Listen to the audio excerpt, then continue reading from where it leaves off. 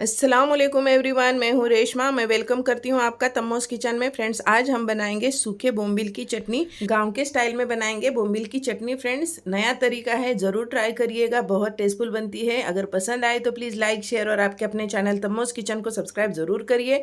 तो चलिए फ्रेंड्स, देख लेते हैं हमने इसे बनाया कैसे है। हमने लिया यहाँ पर 2 गांठ लहसुन की, यानी कि 20 से 30 लहसुन की कलियाँ हैं मीडियम साइज़ की। इसे हम पहले थोड़ा सा भून लेते हैं।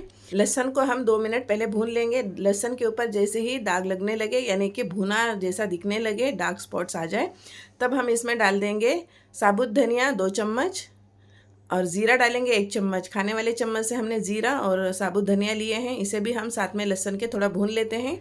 हमने लहसुन को पहले इसलिए भून लिया है फ्रेंड्स, धनिया और ज़ीरा जल्दी भुना जाता है और लहसुन नहीं, इसीलिए पहले लहसुन को भून लेना है, फिर ज़ीरा और साबुत धनिया डाल देंगे। फिर इसके साथ हम डाल देंगे 2 चम्मच सफ़ेद तिल और 10 से 12 हमने सूखी हुई लाल मिर्चें लिए हैं। सूखी हुई लाल मिर्च को चाहे तो आप अलग से फ्राई कर सकते हो, यानी कि भून सकते हो थोड़ा सा तेल डालकर। मैं साथ में ही इसके डाली हूँ।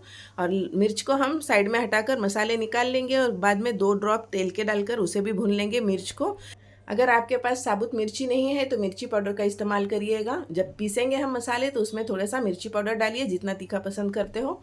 देखिए, अब हम मसाले निकाल लेते हैं और यहाँ मिर्ची रखें, इसमें 2 बूंद तेल डालकर मैं इसे भी 1 मिनट के लिए बंद गैस पे ही इसे फ्राई की। तवा गरम था तो 1-2 ड्रॉप हमने तेल के डालकर उसे थोड़ा सा भून लिए हैं। मिर्च को निकालकर मसालों के साथ ठंडा होने के लिए रख दिए हैं।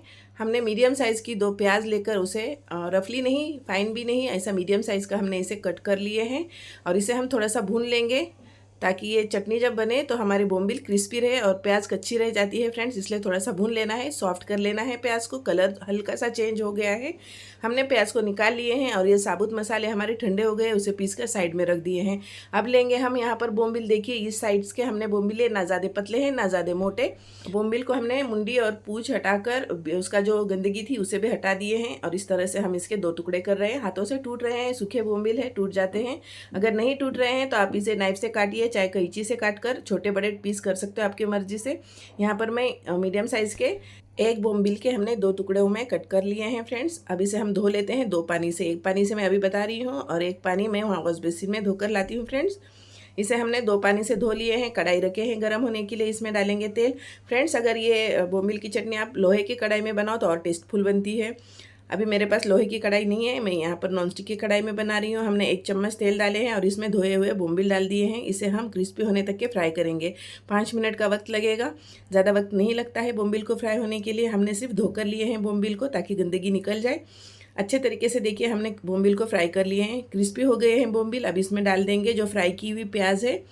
मीडियम साइज़ की 2 प्याज हमने छोटी छोटी प्याज काटकर हमने इसे पहले भून कर ले लिए थे, यानी कि फ्राई कर लिए थे। थोड़ा तेल डालकर 1 टेबलस्पून तेल डालकर हमने इसे भून लिए थे। अब हमने इसमें प्याज ऐड कर इसे 4 मिनट के लिए लो फ्लेम पे पका लिए हैं। अब इसमें डाल देंगे जो पिसा हुआ साबुत मसाला है।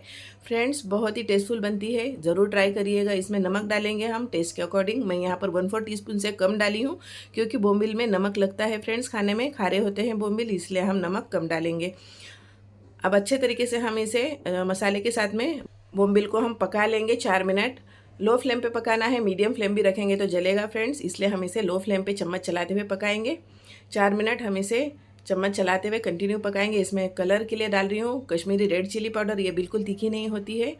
हमने 1/2 teaspoon Kashmiri red chilli powder डालकर मिक्स कर लिए हैं फ्रेंड्स। इसकी कोई ज़रूरत नहीं है, सिर्फ कलर के लिए डाली हूँ मैं। फ्रेंड्स, अगर रेसिपी पसंद आ रही है तो एक लाइक ज़रूर करिए और चैनल पे नए हैं तो सब्सक्राइब कर दीजिएगा। और कश्मीरी रेड चिली पाउडर डालकर 2 मिनट मैं लो फ्लेम पे ही इसे पका ली हूँ। अब फ्लेम को करते हैं बंद। इसे इस तरह से फैलाकर रख देंगे। ठंडी हो गई है हमारी चटनी। अब इसे मैं सर्व कर रही हूँ। इसे आप जवार की रोटी के साथ में खाए चाहे चावल के। फ्रेंड्स, अभी मेरे पास ना जवार की रोटी है और ना ही चावल की, मैं यहाँ पर गेहूँ की रोटी के साथ में सर्व की हूँ।